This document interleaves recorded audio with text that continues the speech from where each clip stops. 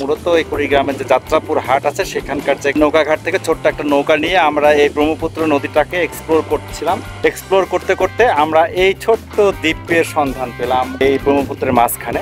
আমরা এখানে একটু সময় কাটাবো এবং এখানে সময় কাটানোর পর ওই দিকে আরেকটা ছোট্ট কাশবন সহ দ্বীপ আছে, ওই দিকেও যাব। তো চলুন আমরা এই ভিডিওটা শেষ পর্যন্ত দেখতে থাকি।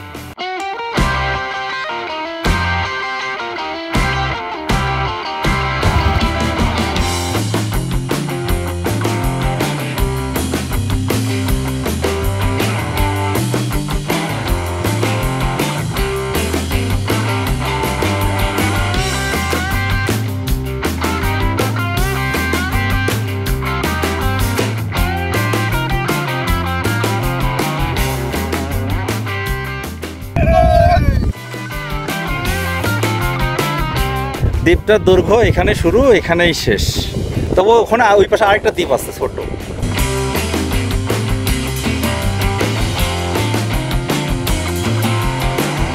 যদি আমরা হুট করে এদিক দিয়ে চলে যাই, এখানে অনেক গভীর থাকতে পারে।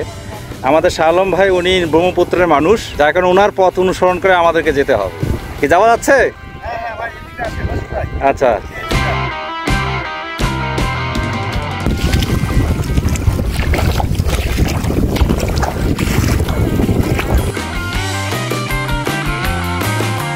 আমরা ওই দ্বীপে ছিলাম, ওই দ্বীপ থেকে এই দ্বীপে আসলাম।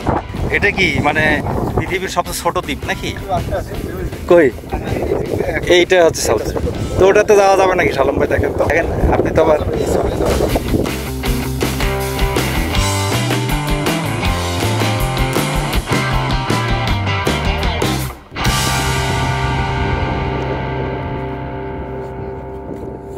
এখন আমরা ওই যে সামনে যে ছোট একটা দ্বীপ দেখা যাচ্ছে, আরেকটা দ্বীপ, কিছু ঘাস টাস আছে আর কি, ওখানে যাব।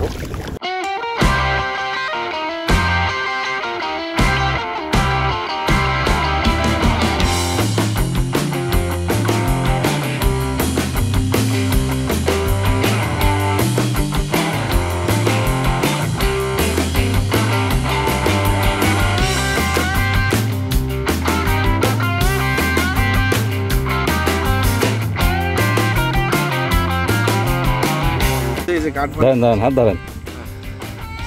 এই যে রাস্তা,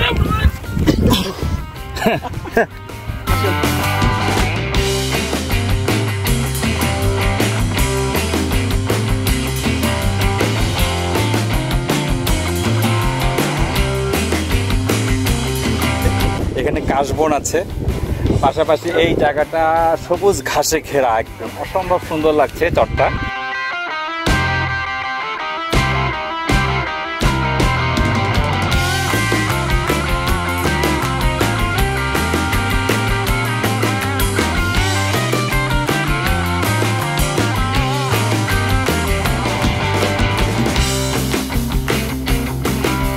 এই যে ব্রহ্মপুত্র নদী, ঠিক তার মাঝখানে সবুজ একটা মাঠ, একটা নিউজিল্যান্ড ফিল, সত্যি ভালো লাগতেছে।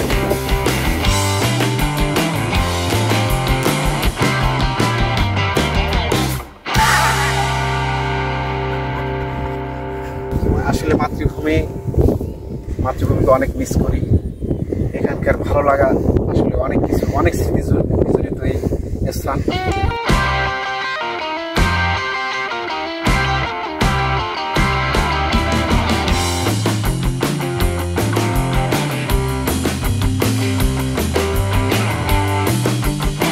আমরা এখন এই ছোট্ট যে নৌকা আছে, এই নৌকাতে করে আবার যাত্রাপুর ঘাটে চলে যাব এবং যাওয়ার পথে আরও যদি আমরা কোনো ছবি ধারণ করতে পারি শেয়ার করব। তো শেষ পর্যন্ত দেখতে থাকুন। সকলকে ধন্যবাদ।